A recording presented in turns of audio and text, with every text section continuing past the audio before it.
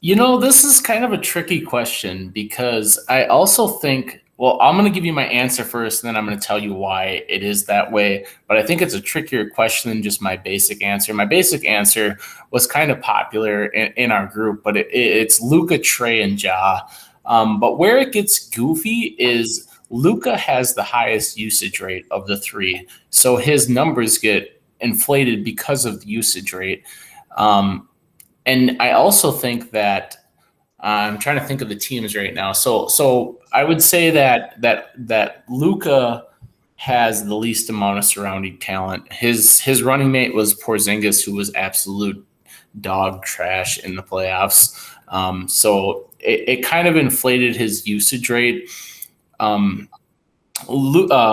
Trae, who also carries the second highest usage rate, it would be my second answer. But like he has role players to work with, so I think I think that he's gonna get enough balance with his role players to where you don't notice it as much as a guy like Luca who can drop.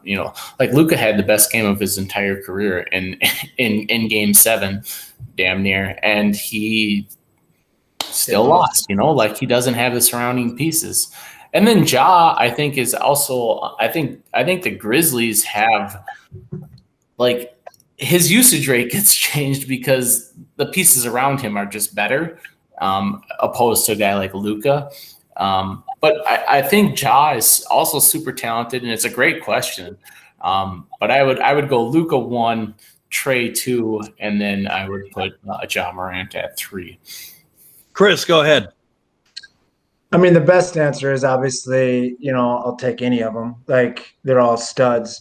Um, I guess when it comes to me, it comes to size. I mean, Luca being 6'8", 270 or whatever he is, he's a thick boy too.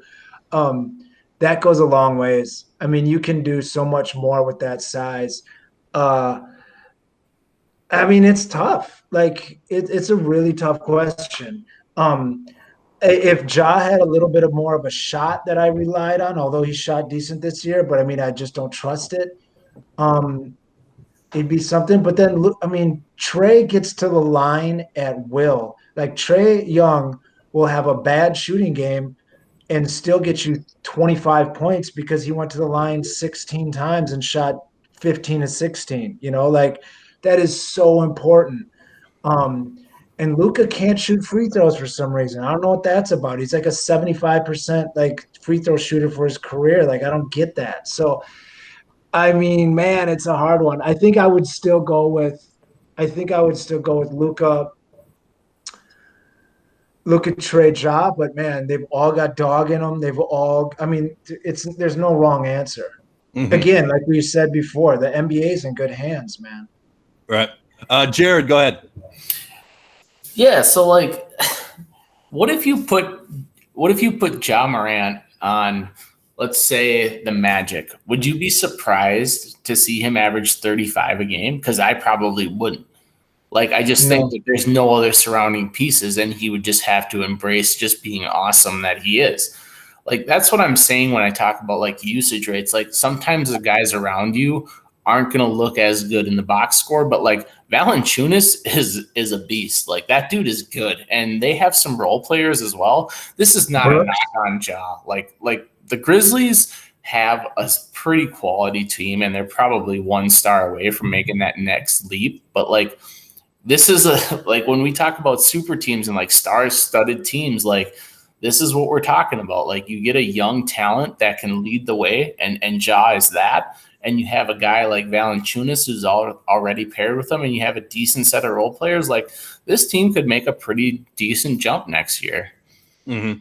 Absolutely. And then my answer is kind of like you. I mean, it's hard to go against Luca. It's really hard to go against Luca, particularly when he's got the size and just the ability and just the fact that he basically by himself took the Clippers to 7 games. Like literally by himself. I mean, don't even know if you should say basically. I don't know if you have to put basically in there. Yeah, okay. He did it himself. Yeah. He by himself he put the he put the Clippers on the ropes And so yeah, 2 I would probably go Trae. It's almost like a tie for me between Trae and John Morant. How crazy is it though that Trae and Luka were traded for each other, like on draft night? Like talk about a mutually beneficial trade. Like you really can't go wrong either way there.